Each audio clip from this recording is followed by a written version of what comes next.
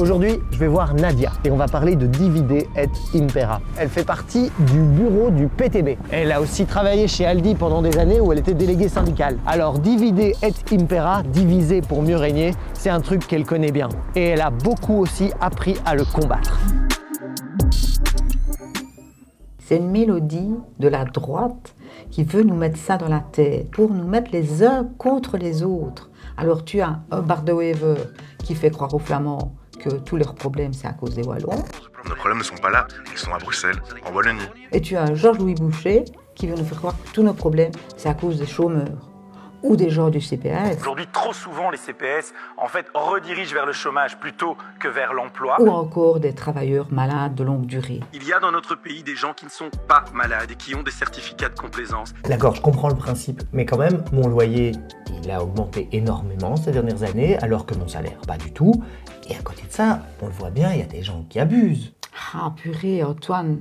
Donc là, on voit vraiment que la musique t'est bien rentrée dans la tête. On est avec un exemple parfait du diviser pour régner. Cette stratégie qui existe déjà depuis le temps des Romains. Donc à l'époque, les Romains, ils avaient face à eux plein d'ennemis qui étaient divisés par groupes, de manière à ce que ces groupes alors se disputent entre eux. En plus, ils les traitaient chacun de manière différente et comme ça, ils gardaient le pouvoir sur tout. Ils étaient devenus les spécialistes en matière de diviser pour régner. Mais Nadia, cette vieille technique-là, des Georges-Louis Boucher, des Bardewever, ils utilisent plus ça aujourd'hui. Attends, Antoine, tu crois quand même pas que cette stratégie, elle s'est arrêtée après la chute de l'Empire romain? La droite utilise cette même stratégie, différemment, mais elle l'utilise. En Belgique, en Europe et aussi aux États-Unis, on est avec un Trump qui met le doigt sur les Mexicains, sur les Haïtiens. Ils amènent de la drogue, ils amènent de la criminalité, ce sont des violeurs. Alors là, tu vois, on parle des Mexicains, des Haïtiens, mais moi, dans ma vie, j'ai aussi vraiment vécu ce diviser pour régner. Tu sais que je suis d'origine italienne. À l'école primaire, on était quelques-unes d'origine italienne, on nous appelait les macaronis. Parfois, on avait aussi un bon bulletin, mais les autres ne comprenaient pas comment ça se fait qu'elles ont un bon bulletin alors qu'elles ne sont même pas dans leur pays, tu vois. Mes parents travaillaient tous les deux, mon père a fait la mine, ma mère femme machine. On disait de mes parents et des Italiens en général qu'on était des paresseux. Mon père, il a connu les affichettes devant les cafés interdits aux chiens et aux Italiens. Donc tout ça, j'ai connu le diviser pour régner. Et alors, qu'est-ce qu'on voit aujourd'hui? Ces macaronis, ces spaghettis.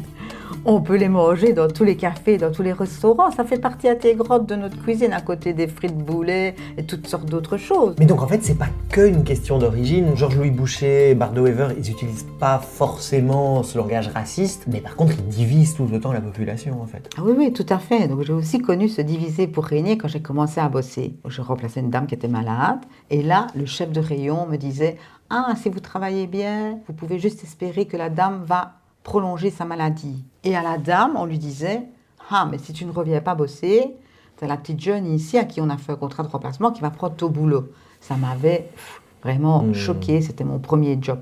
Après, tu sais, j'ai travaillé quand même des années chez Aldi. Là, c'était aussi pas mal. On était en général des équipes de 6 personnes par magasin. Le gérant, le ou la première assistante, puis une deuxième assistante, une caissière, et puis éventuellement aussi une caissière avec un contrat à durée déterminée, chacune avec des statuts différents, donc ça veut dire des conditions de travail différentes et des salaires différents. Donc le diviser pour régner, il était vraiment au top. Mais du coup, c'est quoi leur objectif avec ça? Le premier objectif de cette stratégie de diviser pour régner, c'est nous affaiblir. Déjà au 19e siècle, Karl Marx l'expliquait. Il avait fait l'analyse qu'il y avait d'un côté la classe travailleuse en nombre et puis un petit groupe qui détient tout le pouvoir. Eux, ils ont l'argent et le capital et nous avons le nombre et la force de travail. Et donc, ils doivent tout faire pour affaiblir et diviser ce grand nombre. Ils veulent nous diviser parce qu'ils veulent continuer à bloquer les salaires, augmenter la TVA, supprimer une grosse partie des primes de nuit. Ils vont désinvestir dans nos écoles et nos hôpitaux et évidemment investir plus pour la guerre. Et en Belgique, on est 5 millions de travailleurs. Si on est tous unis, il n'y a personne qui peut nous arrêter. Même pas Bardewever et Georges-Louis Boucher.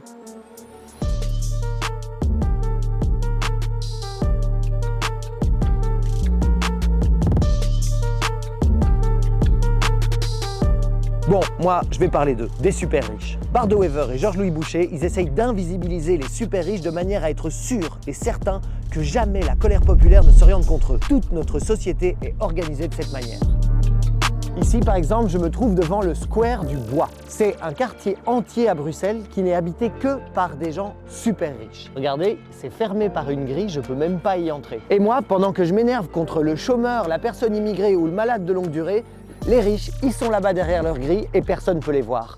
C'est exactement ça. C'est le deuxième objectif de cette stratégie de diviser pour régner, c'est invisibiliser ce petit groupe de super riches. Tu ne crois quand même pas que c'est à cause des travailleurs malades de longue durée que ton loyer augmente ou que c'est à cause du migrant que ton salaire est bloqué?